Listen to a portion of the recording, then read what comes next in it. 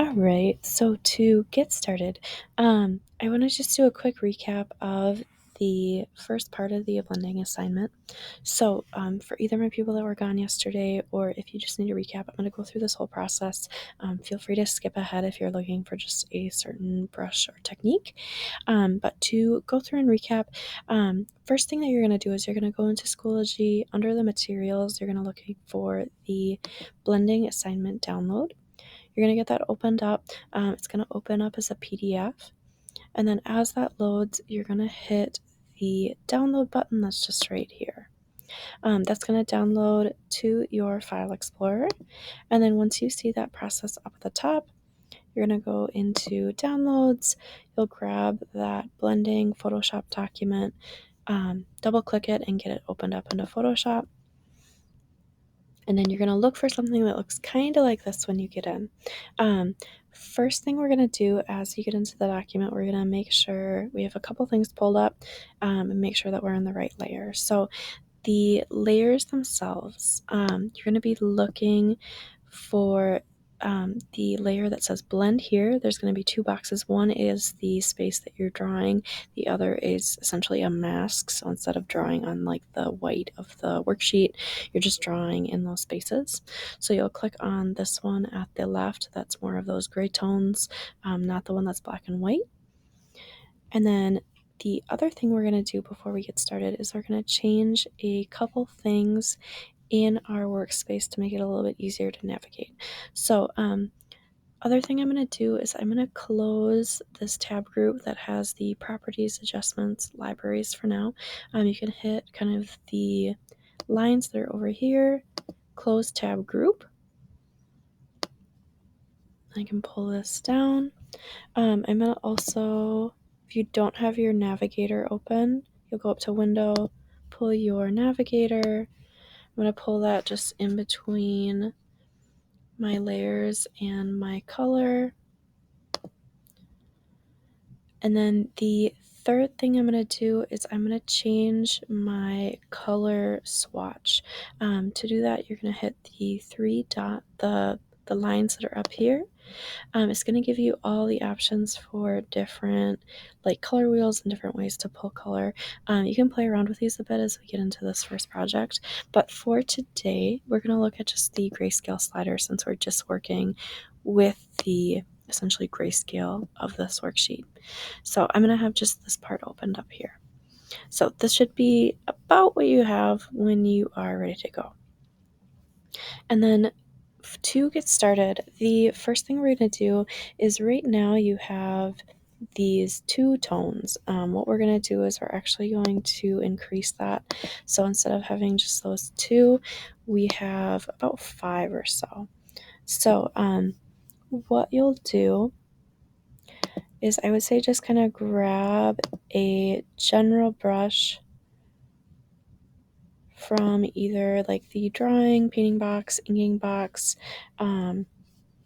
Doesn't matter too much on this one since we're just kind of doing general coverage. And then I would say increase your brush size. Reminder, you can use that as brackets to do that. I found that 300 worked out pretty well yesterday. And then what you're going to do is you're going to use your eyedropper to get kind of the original color that you're working with and then adjust as you need to. So to use your eyedropper, you're going to hit the key I.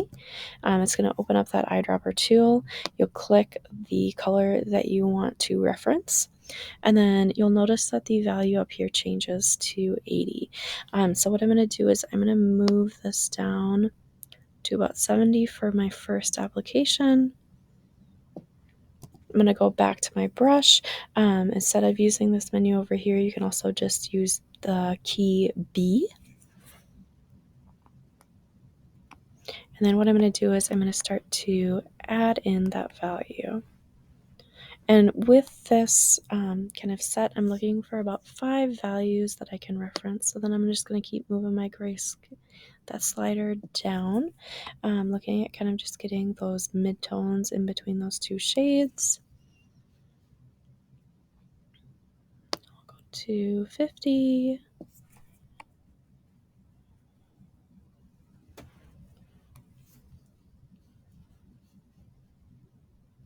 And then I believe we ended 40. Let me double check. Yep. Okay, so then once you have something like this, then what we're going to do is we're going to look at these individual settings. So first blending method is just looking at that manual color selection. This is pretty much what we were doing with this grayscale slider. You can do this in smaller increments as well too. So if I want to start to incorporate maybe like my halfway points in between those, you can also look at that as well. It is a more tedious way to work with blending. That said, it does give you quite a bit of accuracy as far as just shading, and it does allow you to have pretty concise control over the different shades you're seeing. That said, it's always going to be fairly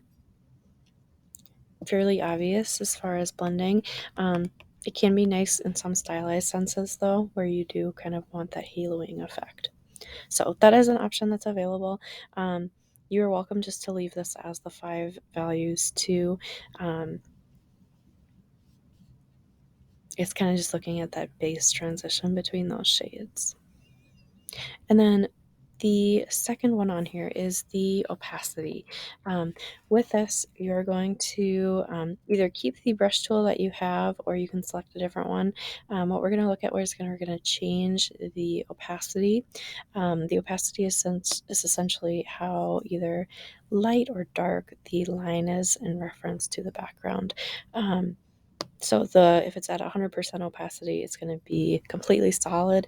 If it's at like 50, it's like halfway solid. So half of it is that opaque, half of it is transparent. So you're going to see some of the background through. With this one, you do have to reference the original color. So you're going to use your eyedropper. Let's say select either the color that you are blending from or the color that you're blending into. And then once you have one of those selected, you're going to go back to your brush tool. And then what you're going to do is you're going to start to blend in between those. And then you're just going to repeat this process. So looking at just selecting and then using kind of horizontal lining. I've also seen people use like diagonal lining as well too with a combination of this to help it kind of blend together. So either way works out. You're just going to be looking at kind of those transition between those two shades as you go. And then kind of just building up where you need the transition to be a little bit more soft.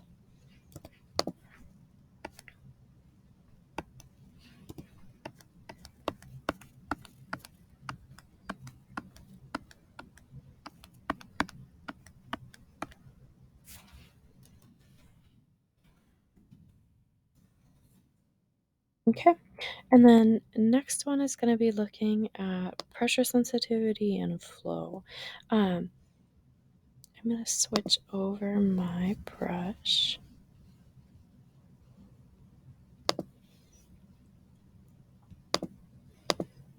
And with this one, what I would recommend is move your opacity back to 100.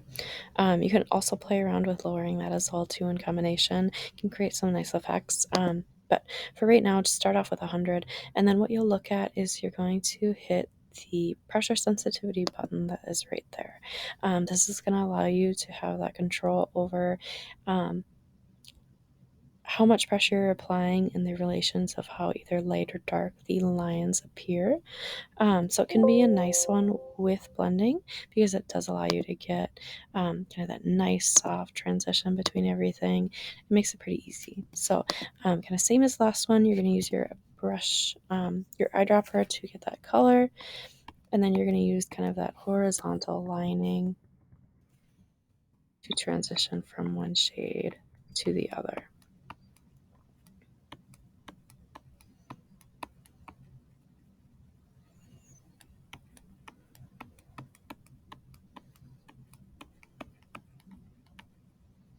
And then depending on the brush that you use, you may want to play around with both like sizing,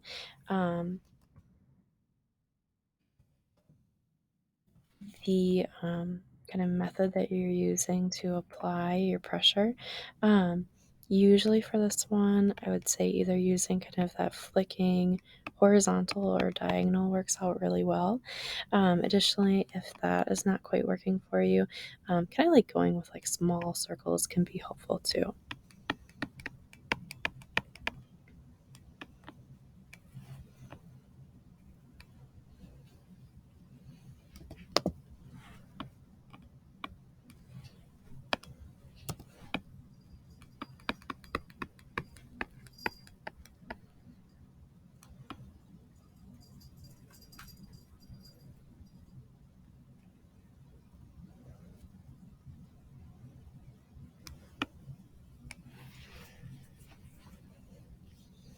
All right, and then last technique for this half is going to be the smudge tool. So we're actually going to move out of the brush tools and into smudging. Um, this one is usually 4 down from your brush tool. Usually this defaults to blur when you first have it opened up. So you're going to click that water drop, hold down until you get the little menu. Then what you're going to do is you're going to move from the blur tool to the smudge.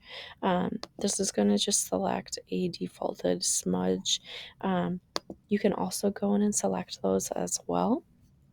So as far as good couple options on where to find those, there is 3 in the drawing box. These are all kind of more like mimicking like graphite or charcoal. Um, there's a couple nice ones in the painting box. And these ones are going to give you more of those like paint style effects. And then the FX box also has some as well. These ones are a little bit more either kind of like watercolor or very textural drawing supplies. So I would say take a look through those. When you go through that brush menu, you're essentially looking for these ones that have the little hand with the finger. So once you find one that you like, get it selected, and then you with this one you don't have to reference the original color. It is just going to look at the colors that are already there on the surface, and then you're just going to look at kind of bringing those together. This is one too where I would say look at the sizing of your smudge. If you're noticing it's taking a really long time, you can increase the size of this quite a bit. And it can be nice too if you are, yeah, why are you doing that?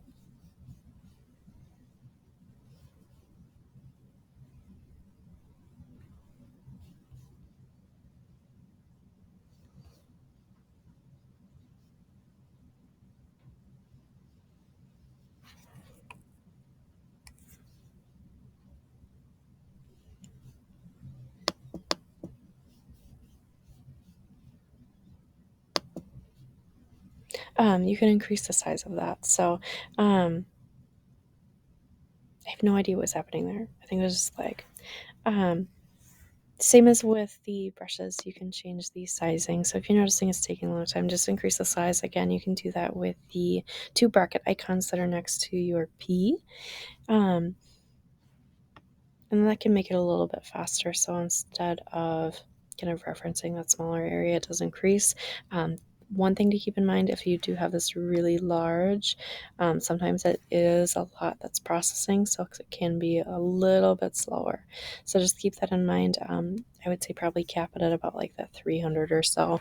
If you get over that, then you are getting into a pretty big pull area, and essentially the device is doing the work for you to find kind of that mid-tone between those 2 shades, and then smoothing those together. So just keep that in mind. Sometimes it can be a little bit more fussy. It's a nice option. It'll give you that nice, smooth, soft transition between your shades. It's also a nice technique if you're not really loving always having to pull from the like original color and then into that secondary one. That said, I would say just kind of try this one out. Um, it can be a nice one too in combination with some of the other brush tools as well. Alrighty, so that'll be it. I'm not going to finish that one up since my device is being a little bit fussy. Um, that'll be it for that first half. I have that part 2 that'll also be in Schoology, so feel free to reference that for the second half. Otherwise, you should be good to go. A reminder at this point, just make sure that you are saving before you head out today. You can just do that file and save. You can also save as if you would prefer to have another copy of that, so you have both the original document and your copy as well too. But that should be everything. Let me know either through email or through when I'm back in class tomorrow if you have any questions, but you should be good to go.